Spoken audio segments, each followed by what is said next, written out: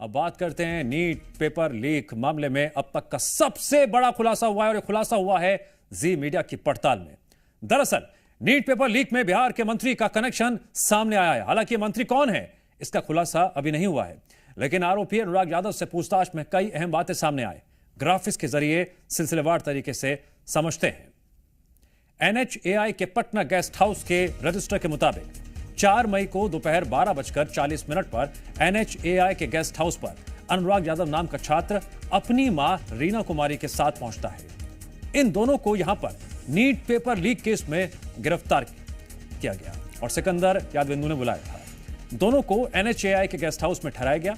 अनुराग यादव के रुकने के लिए एक मंत्री के लेटर हेड का बाकायदा इस्तेमाल किया गया। जानकारी के मुताबिक अनुराग और सिकंदर यादव रिश्तेदार हैं। गेस्ट हाउस पहुंचने के 4 घंटे बाद अनुराग लीक किए गए पेपर के जवाब रटने निकल गया था। अनुराग ने पुलिस के सामने माना है उसने जिन सवालों के जवाब रटे थे ठीक वही सवाल नीट परीक्षा में पूछे गए थे।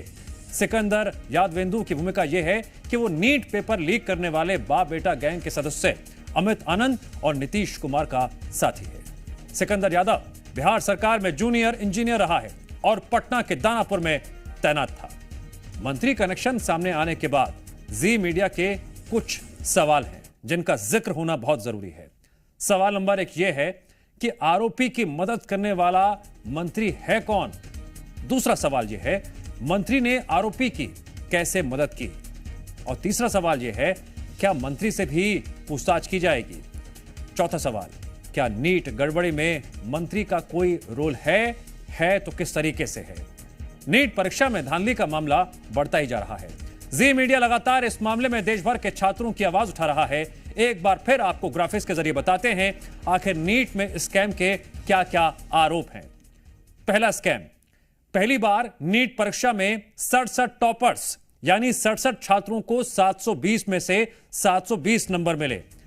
अब ये इत्तेफाक के श्रेणी में है या कोई झोलझाल है, इसका जिक्र पूरे देश भर में छात्र कर रहे हैं।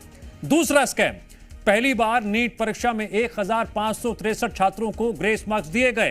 पहले कभी ऐसा नहीं हुआ। वजह बताई गई समय की बर्बादी। तीसरा स्कैम, पैसे देकर मनपसंद सेंटर चुना गया। जी मीडिया ने बड़ा खुलासा कर बताया है किस तरह से गोधरा में सेंटर मैनिपुलेशन किया गया। हजारों किलोमीटर दूर के छात्रों ने 10 लाख रुपए देकर गोधरा का जय जलाराम सेंटर चुना था। चौथा स्कैम, पटना में पेपर लीक का आरोप। बिहार में 5 मई को परीक्षा वाले दिन ही पेपर लीक का आरोप लगा था। पुलिस ने इस मामले में कई लोगों को गिरफ्तार भी किया। वहीं मामले में बिहार पुलिस की ओर से दर्ज की गई FIR में पेपर लीक का जिक्र किया भी गया है। नीट पेपर लीक, मंत्री मददगार, यह है बड़ा सवाल। अब बात करते हैं कि जो आगे की कार्रवाई हो रही है उसमें क्या क्या खुलासे हो रहे हैं। EOU की नोटिस पर आई छात्रा से बाकायदा पूछताछ हुई। दोनों छात्राओं से करीब 2 घंटे सवाल जवाब हुए। पूछताछ के बाद छात्राओं को छोड़ा गया। पूछताछ के लिए EOU इन्हें फिर बुला सकती है। नीट पेपर लीक मामले में EOU ने 2 कैंडिडेट से करीब 2 घंटे तक पूछताछ की। इस दौरान एजेंसी ने उनसे सॉल्वर गैंग के लोगों से संपर्क करने को लेकर सवाल किए। दोनों को दोबारा फिर पूछताछ के लिए बुलाया जा सकता है।